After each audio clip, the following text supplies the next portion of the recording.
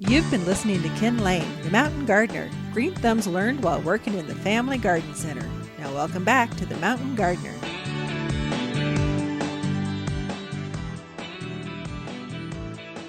And we are back with Lisa Waters Lane in the studio. She comes each week with your garden questions. Just what are people talking about? And can we glean some information from that? Or at least know what to look for. So, oh my gosh, the grasshoppers are taking over the valley areas. Yeah, that's what they do every summer. So what do I do? So it's kind of some of that kind of stuff. So welcome to the studio, Lisa. Thank you. Yeah. Good to be back, as always. Really? Yes. Lots of new trees out there. Lots of new plants. Finally, the fall crops. It's always September, October is a restock time for the gardens, at least here in Prescott, for this garden center at this elevation. This is the time we want to have it fully stocked by Halloween to get us through winter, basically. So it's our winter stuff. So it's a lot of evergreens, shrubs that stay evergreen. So you're not going to find a rose. You're not going to find a rose of Sharon. Not spring things. It's fall and winter things. Yeah. But still, if it's a great time to look at your yard, we always push that 4-season gardening. And trust me, you want some evergreens out in your yard. Yeah, definitely. Yeah. So questions, do we have any? Hit us with something really interesting, something maybe that could stump us both. Ooh, well, this one kind of stumped me and I didn't know the answer. And we'll see if you know the answer. If not, I'll plug my way through. Yeah, let's see. So Jenny's in Prescott. She says, is there a way to encourage tomatoes to ripen faster on the plant? Okay. I have a ton of green tomatoes that don't seem to be ripening. Yeah. So Jenny, good question. Actually, that's a tremendous question. So obviously you're going with larger tomatoes, so they take longer to produce. And so when you're planting your tomatoes each year, you're looking for days to harvest. So, or days to red or yellow, whatever your color is. And so you've got one that's a bigger tomato and they take 80 days instead of 60 days. It takes a little bit longer for yours for big slicing, brandy wine. If it has anything with the word big or beef in the name, it's going to take longer because first of all, the plant has to grow big enough and then it has to turn color. And so you're still growing. So what do you do? There's a couple things. One, calcium helps your plants get bigger, faster, juicier, and green up. So you can spritz the foliage of that tomato with Yield Booster. It's liquid calcium. That will help you get a couple extra days. And then watch too when you're planting next year. So that'll help it juice it right now. You'll get harvesting faster. Also days in the sunlight. So if you've got an area in the garden where it's a little more shaded, it takes longer for that foliage to suck up the sun and create the photosynthesis to make the sugars and make your tomato. Again, it's got to get up to size first, then it ripens. And so that's why I encourage a lot of folks, don't go with the really big tomatoes. Go with the medium size. So early girls, champions, celebrities, Cherokee, green Germans. These are all cherries, grapeberries, yellow pears. These are all smaller, mid-sized to smaller. And then plant those in full sun. And you would have already been harvesting for 2 months those tomatoes. But if it's a bigger tomato in more shaded areas, it's just going to take a little bit longer. Calcium helps. Other one would be Flower Power. We have a liquid fertilizer. Again, you're sprinkling that on the foliage that gets on the roots. And so you're juicing that plant so it grows that tomato really fast, gets to size. So now it can spend its time turning color. So that's how to help you, Jenny. Come in and talk to us for more. We can help you ripen your tomatoes. More sun, medium-sized fruits. It is frustrating to a see little that bit. plant there with all those green tomatoes. Some folks will actually, if they put it in the wrong place, it'll be close to first frost. They still haven't picked one. So we're telling them, okay, cover, as we're famous for Indian summers, cover it, keep the frost off for a couple nights, then bring it back out in the sun. And hopefully you'll get some tomatoes. I've even had some folks, they actually rip the plant out of the ground. They hang it upside down with the fruit still on it, still not ripe, and it ripens on the vine in the garage or someplace where it doesn't get frosted. So it can, if you get the wrong variety, it can cause you some. Yeah, 6 weeks. 6 weeks or so. Maybe more. So, depends. Go talk to it sweetly. Yeah. Fingers crossed. I'm telling you. Put the yield booster, some flower power. Just juice it. Get those tomatoes off the vine. Definitely.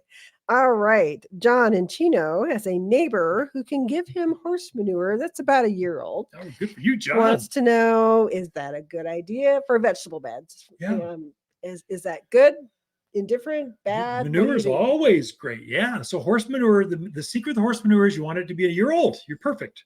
Right on time. So John, that leaches out all the salts, helps it to compost, because horses, they don't digest anything. It just, what goes in comes out the other side. So you can literally introduce a bunch of weeds or hay or alfalfa into your gardens. That's not so good. It's a lot of work. So if you compost it, you get rid of those. And so the other one to watch, grubs, there's a great big old grub that loves horse manure. And so I've had more customers take free manure and put it in their gardens, and all of a sudden grubs eat roots of plants. They're wondering why their plants are fading all of a sudden, because the grubs. Just kind of screen it. Make sure you don't have a bunch of white worms in there. That would be a curse you don't want. Right. If it's composted well, those will not be in there. And then don't put it on right now because you're still harvesting. So it can be too hot. So get done with your harvest, and usually take the manure and put it on as you pull those tomatoes up. Zucchinis are done, cucumbers are out. Then put a 2 to 3 inch layer of manure on top of your soil. You're gonna till that under, turn it under about 1 shovel's depth, and so that's usually done in the winter. So usually the end of this year, first part of next, and then you're planting by March 1. You're planting broccoli, cauliflower, lettuce, spinach, all those leafy things. You're putting things in the ground. That's how you do it. John, come see us for more. So if he's putting the manure down, would you also recommend layering mulch in there too? Or is the horse manure kind of covering both? Horse manure can do both, especially horse. Now, if it were turkey or chicken poop or something very hot, that's a little more dicey. Cow manure and horse manure is a little more, it's kinder, less hot. So you're just trying to really get the salt out of there. So we have a barnyard manure we sell here at the garden center.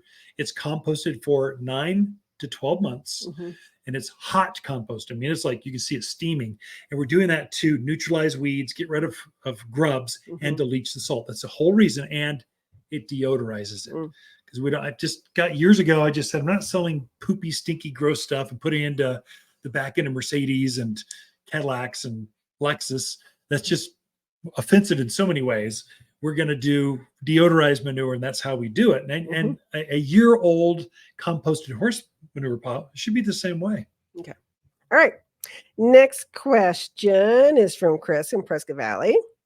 He says, my maple never seems to color as nicely as my neighbors. Yeah, okay. We have some maple envy going on. Yeah, we do. I can sense it now, Chris. I feel your pain. Wants to know, is there any nutrients, anything you should be adding to help encourage that fall color? So you've got alkalinity problems. So it's famous out there in that valley area, Prescott Valley, Dewey, that whole all the way up to Chino Valley, Paulden. That's very heavy soil. And so as you water, the pH creeps up, and if it gets up too high, you'll get muted colors, and that's always a chemistry issue. So your pH is too high. We need to lower the pH and maybe add some iron. So what to do to help Chris right now for this year? Like, we're 2-3 weeks out before we turn color. What can we do now?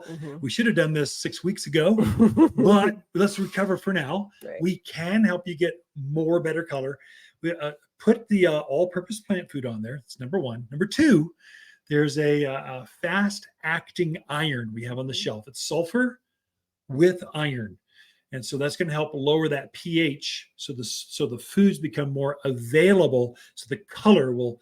The thing is, it takes about a foot a day that'll travel. So if it's a really big maple, hopefully we got enough time. We got 2-3 weeks. Hopefully it'll get up to the whole thing and make it go. But I put those two things down, granular and water it in right away. Pray for rain, and it is going to make better color. Mm-hmm. Is it going to be the same as your neighbors? Maybe not this year, but definitely for next year. If we do that a couple times, absolutely make a difference. Come in and we can help you more with that, Chris. Okay, Ken and Lisa Lain, the Mountain Gardeners. If new neighbors are encroaching on your privacy, we have just the solution. At Waters, we have an entire section of thick, bold plants dedicated to privacy. Fall is a time to plant a new privacy hedge, and we're here as advisors. Take a quick measurement and snap a picture before you come visit, and you'll quickly be living in privacy once again. Plus, our team of experts know how to plant to increase plant growth next spring. We'll show you how. Waters Garden Center. We know privacy in your backyard.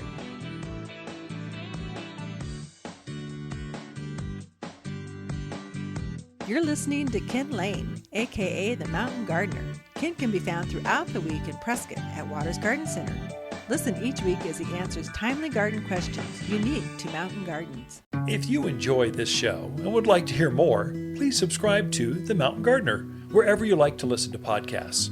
And if you'd like even more garden tips, tricks, and helpful advice, please check out my website at watersgardencenter.com for classes, videos, and more, or my online garden center at top10plants.com.